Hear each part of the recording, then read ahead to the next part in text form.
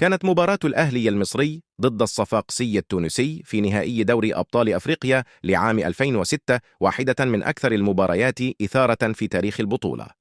جرت المباراة على ملعب رادس في تونس، حيث شهدت أجواء مشحونة بالحماس والتوتر. الأهلي دخل المباراة بصفته حامل اللقب، وكان يعرف أن المباراة ستكون صعبة أمام فريق الصفاقسي القوي.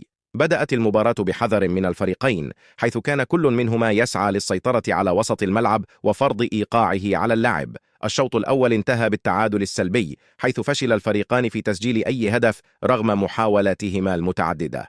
في الشوط الثاني واصل الأهلي الضغط من أجل تسجيل الهدف المنشود.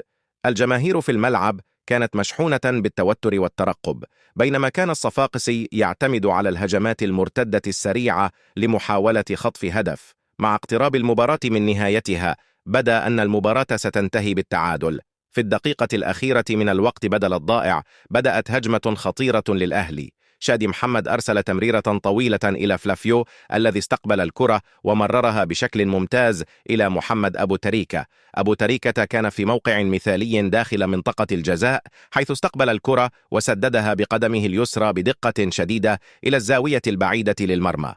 تسديدة أبو تريكة كانت قوية ودقيقة، مما جعلها هدفا حاسما في اللحظات الأخيرة من المباراة. عقب الهدف عمت الفرحة بين لاعبي الأهلي وجماهيرهم. بعد صافرة النهاية كانت الاحتفالات عارمة، حيث احتفل اللاعبون والجهاز الفني والجماهير بهذا النصر الكبير. كانت هذه اللحظة بمثابة تتويج لجهود الفريق طوال البطولة، وأكدت مكانة الأهلي كواحد من أبرز الأندية في القارة الأفريقية. في غرف الملابس كانت المشاعر فياضة بالفرح والتأثر. مانويل جوزيه المدير الفني للأهلي أشاد بلاعبيه وأثنى على جهدهم وروحهم القتالية.